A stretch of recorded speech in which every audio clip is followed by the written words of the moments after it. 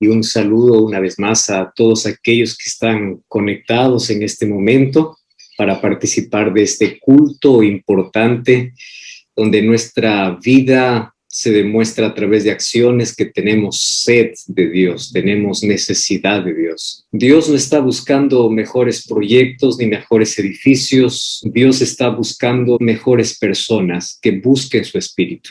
Hay muchas personas que durante esta pandemia reafirmaron su decisión de seguir a Jesús, mientras otros, esta es la excusa perfecta como para abandonar a Jesús. Una de las cosas tristes que vamos a ver cuando todo se normalice es que muchos no volverán más a las iglesias. En cambio, habrán otros que vendrán. Y la vida cristiana es una vida de lucha constante. Y es una vida de búsqueda constante a Dios, una vida de dependencia de Dios. Me acuerdo de una historia interesante que un hombre, antes de poder morir, llamó a sus 2 hijos que tenía y les dice: yo les voy a dejar un tesoro de herencia. Solo que para poder encontrar ese tesoro, ustedes tienen que cavar la tierra. Y más o menos les dejaba unas 10 hectáreas de terreno, ¿no? Y yo no les voy a decir en qué lugar está el tesoro, así que ustedes tienen que cavar todas las 10 hectáreas de terreno. Si ustedes cavan y cavan y cavan, van a encontrar el tesoro. Así que el que encuentre el tesoro, pues se lo lleva, ¿no? Es de él. Así que mi herencia para ustedes, no solamente la tierra, sino un tesoro que está allí en la tierra.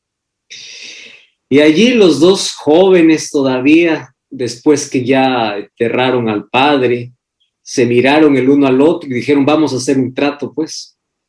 Vamos a comenzar de un canto, tú vas a iniciar de un canto, yo del otro, y nos vamos a encontrar en el centro. Quien tiene suerte encuentra el tesoro. Así que cada uno va a cavar 5 hectáreas de terreno. Y allí empezaron con fuerza, con ganas, con maquinaria, con gente, con todo. Ahora, no querían ponerle máquina, obviamente, porque iba a dañar el tesoro, ¿no? Así que comenzaron a contratar gente y todos empezaron a cavar, a hacer hueco. Y empezaron 1, 2, 3, 4 hectáreas y nada, no había tesoro por ningún lado, ¿no? Llegaron a las 5 hectáreas y allí los 2 hermanos se encontraron totalmente agotados, totalmente frustrados porque habían cavado tanto y no habían encontrado nada. Así que fueron a casa allí decepcionados porque dijeron: nuestro padre nos ha mentido. ¿Cómo nos va a decir que va a haber un tesoro? Hemos cavado cada rincón de ese terreno y no ha pasado nada. Hemos gastado nuestra energía, nuestra fuerza y todo fue en vano. Pero bueno, ya que está bien cavado, pues vamos a sembrar. Así que ellos comenzaron allí la siembra y ese año de siembra dio como nunca antes. ¿Por qué? Porque habían cavado la tierra con profundidad. Y cuando dio la tierra tanto fruto, se acordaron de las palabras del Padre. Dijeron: es que nuestro Padre nos ha dicho de manera figurada, ¿no? Porque el tesoro no estaba enterrado en sí, el tesoro era que nosotros teníamos que remover la tierra para que pueda producir mejor. Y claro, la producción de ese año fue el mayor tesoro y la mayor herencia. Esta es una historia, más una historia no muy lejana de nuestra realidad como cristianos. Jesús dijo así: escudriñad las Escrituras, porque en ellas encontráis la vida eterna. Y la vida eterna es el mayor tesoro que los seres humanos podemos tener. No existe mayor tesoro que eso. Y para poder tener ese tesoro en la vida, tenemos que hacer 2 cosas. Primero dice escudriñar. Escudriñar tiene varios sinónimos. Es cavar, profundizar, es esforzarse para poder remover y para poder ir hasta la profundidad. Escudriñar no es una lectura superficial. Escudriñar es sumergirse en la profundidad, es cavar la tierra, es gastar energía, es colocar nuestro esfuerzo, es como lo hizo Guillermo Miller en su momento. no voy a pasar hasta el próximo versículo a menos que no entienda este. Y para ello hay recursos, hay que subrayar, hay que leer, hay que cuestionar, hay que preguntar, hay que investigar, hay que buscar respuestas. Y allí yo coloco una cuestión interesante.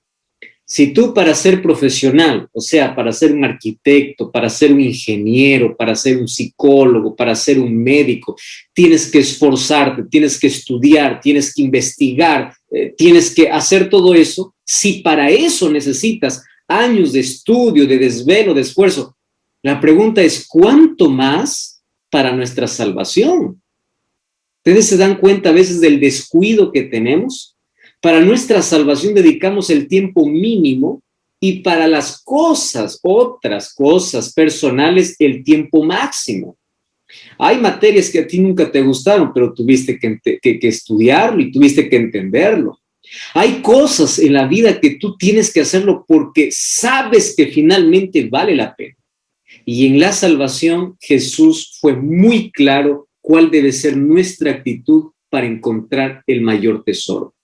¿Ustedes saben cuándo vamos a amar de todo corazón a Cristo? Cuando lo conozcamos de verdad. Aquel que no lo conoce de verdad, en su esplendor, en su carácter, todavía no encontró el tesoro. Yo ya hice otro mensaje para ustedes, que aquel que encuentre el verdadero tesoro es capaz de poder renunciar a todo, vender a todo, porque sabe que es lo mejor que encontró. Pero si tú no estás dispuesto a renunciar a todo, es porque todavía no has encontrado el tesoro. Solo que hoy yo quiero reflexionar con ustedes en dos textos que a mí me llaman la atención de manera extraordinaria y que tiene que ver con nuestra vida personal. Mateo capítulo 7, versículo 24 al versículo 27. Ustedes saben que Mateo lo escribe un discípulo de Jesús. Entonces, Mateo caminó con Jesús. Mateo conoce de cerca el ministerio de Jesús y hay historias que lo narran desde su punto de vista de manera extraordinaria. Marcos no fue discípulo de Jesús, sino que Marcos escribió su libro basado en la experiencia de Pedro. Fue Pedro quien habla a Marcos, el ministerio de Cristo, y Marcos es escrito desde la perspectiva de Pedro. Lucas no fue un discípulo de Jesús, Lucas fue un médico, fue el compañero de Pablo, pero él fue un doctor, él fue un hombre educado. ¿Y qué cosa hace Lucas? Lucas comienza a narrar el ministerio de Cristo desde otra perspectiva. Juan, discípulo de Jesús también, él comienza a narrar a Jesús desde la perspectiva de la divinidad de Jesús. Por eso su libro comienza hablando en el principio del verbo, el verbo era Dios, el verbo era con Dios y el verbo era Dios, hablando de la divinidad de Jesús. Pero Mateo habla de Jesús como rey.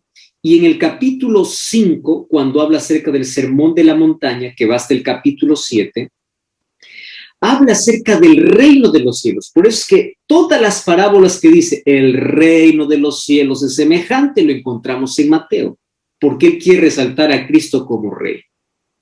Y en el capítulo 7, que es la conclusión del sermón de la montaña, en el versículo 24 hasta el versículo 27 encontramos el llamado de Jesús. O sea, es el cierre del sermón del monte. Y ustedes saben que el llamado siempre es especial. Los llamados siempre apelan al corazón. Los llamados van para que el ser humano pueda tomar una decisión. El llamado no es para manipular. El llamado no es para obligar. El llamado es para persuadir. Es para invitar para que la persona pueda tomar una decisión. Entonces la persona es libre de tomar la decisión, si quiere o si no quiere. Y a mí me encanta porque Mateo 7:24 es el llamado de Jesús después de haber dicho tantas cosas en su sermón. Y vamos a escuchar el llamado de Jesús. Dice el versículo 24. Cualquiera que me oye estas palabras y las hace, le compararé a un hombre prudente que edificó su casa sobre la roca. Descendió lluvia, vinieron ríos, soplaron vientos, golpearon contra aquella casa y no cayó porque estaba fundada sobre la roca. Pero cualquiera que me oye y no las hace, Le compararé a un hombre insensato que edificó su casa sobre la arena. Descendió lluvia, vinieron ríos, soplaron vientos, dieron con ímpetu contra aquella casa y cayó y fue grande su ruina. Y allí Jesús acaba. O sea, la decisión lo tomas tú, dice Jesús. Pero yo te voy a dejar aquí dos opciones. Y estas dos opciones se trata de dos tipos de personas y de dos tipos de cimientos. Y aquí hay cosas que me encanta comparar.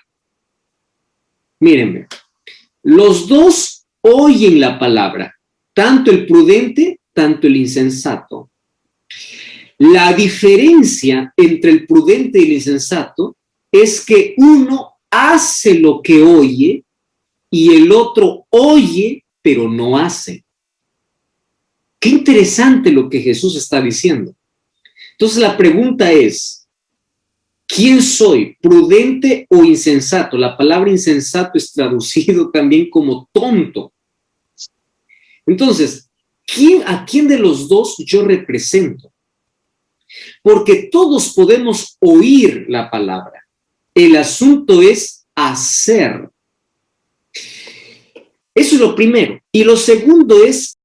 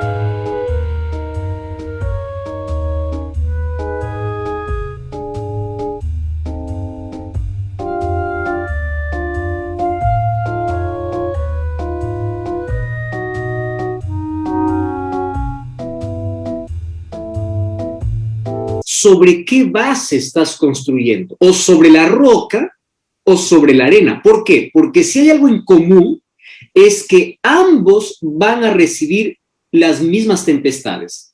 No es que aquel que edifica sobre la arena, está tranquilo, todo le va bien. No, también va a recibir lluvia, ríos, vientos, igual que el insensato. Es decir, los problemas, dice Jesús, van a ser iguales para el insensato y para el prudente, para el fiel y para el infiel, para el que me sirve y para el que no me sirve. O sea, tempestades van a ser iguales. La diferencia es la siguiente: va a caer aquel que no tiene base sólida. Y ustedes saben que el libro de Santiago, capítulo 1, versículo 22, miren cómo lo dice de otra manera aquello que Jesús dice en Mateo capítulo 7, versículo 24. Santiago capítulo 1, versículo 22 dice así: si alguno es oidor de la palabra, pero no hacedor de ella, es semejante al hombre que se considera en un espejo su rostro, se mira, se va y se olvida. Qué impresionante la manera como Santiago nos narra, ¿no? Dice, tomando incluso lo que Jesús había dicho ya en Mateo 7:24. Es decir, el insensato es aquel que oye, pero no hace. Y aquel que oye y no hace es aquel que igual que mire un espejo. Se mira un espejo, mira la mancha, mira el problema que tiene en el rostro, mira eso.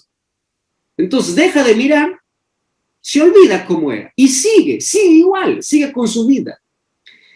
Qué ilustración, ¿no? Jesús aquí está ilustrando prudente e insensato. Santiago nos ilustra de alguien que va a un espejo, se mira y se olvida, aquel que no hace la palabra. Entonces, aquí viene el asunto. ¿Cómo yo puedo ser una persona prudente y no un insensato? Entonces, aquí yo tengo que tener una base sólida y es la base espiritual. Y aquí voy a hacer un paréntesis, ¿está bien? Los hogares no se construyen con ladrillos. Las casas se construyen con ladrillos. Los hogares se construyen con principios. Voy a repetir esto porque debe calar allí en nuestra mente.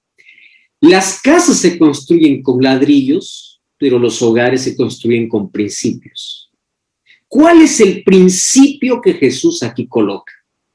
Entonces, veamos cómo el libro de Lucas nos cuenta lo mismo que dijo Jesús, pero lo añade otra cosa. Y aquí está el secreto revelado para ser prudente y para tener una base sólida. ¿Dónde? Vamos a Lucas entonces, ¿está bien? El libro de Lucas, capítulo 6, versículo 46 al versículo 48. Lucas, capítulo 6, versículo 46 al versículo...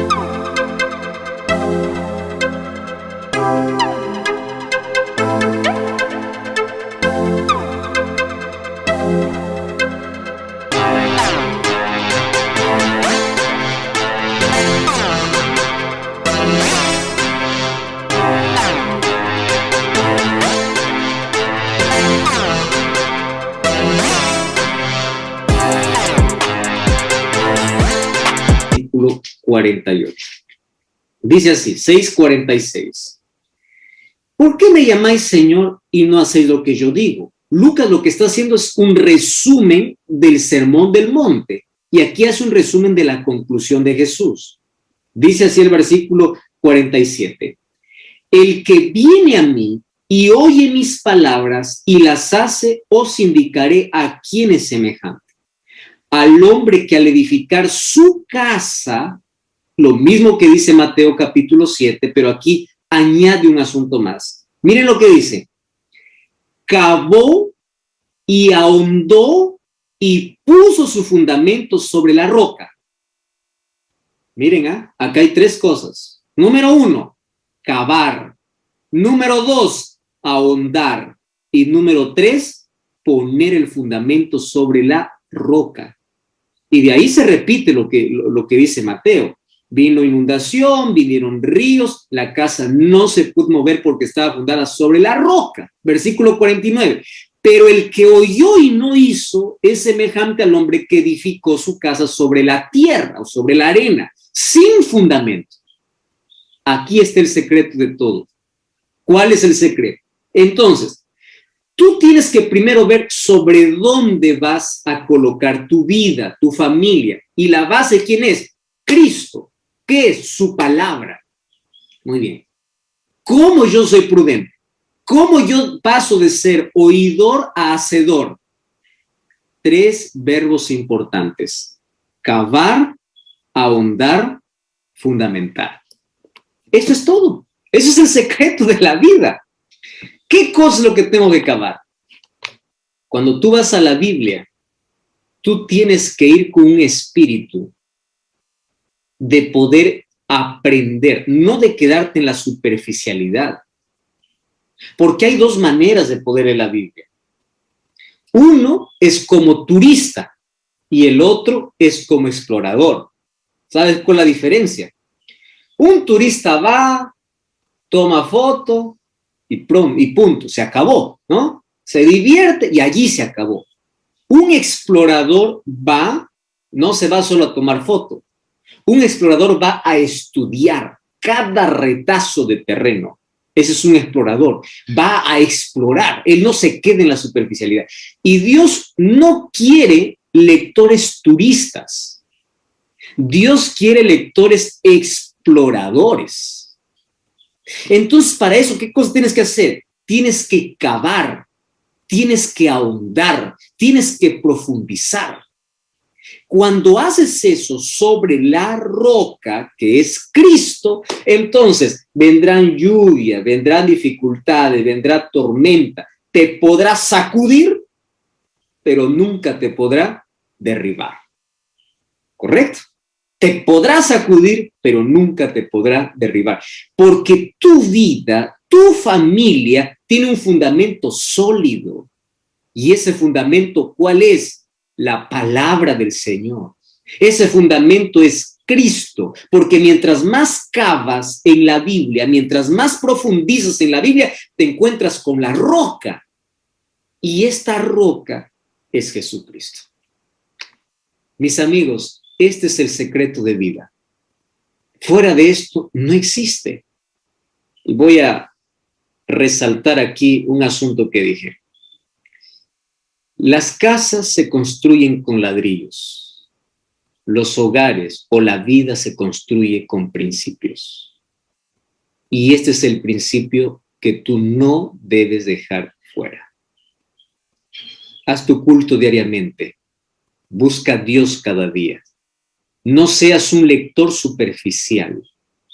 Sé un lector profundo de la palabra de Dios. Y cuando hagas eso, serás prudente. Vendrán tormentas y nunca caerás. Y yo voy a pedirte en el nombre del Señor que en este momento, allí donde tú estás,